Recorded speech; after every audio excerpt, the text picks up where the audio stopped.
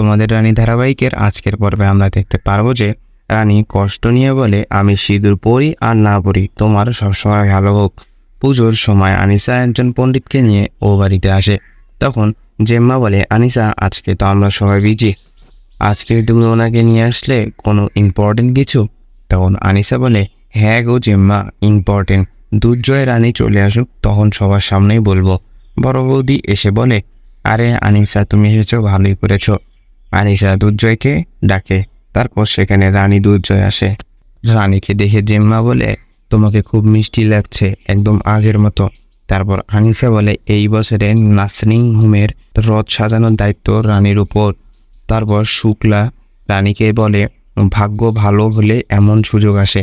পুজোর সময় ঠাকুরমশাই বলে, স্বামীর হাতের উপর স্ত্রীর হাত রাখতে। রানী দুর্জয় হাত রাখে। এদিকে একটি লোক হাসপাতালে একটি টাইম বোম সেট করে দেয়। পুজো শেষে রানী সেখানে চলে যায়।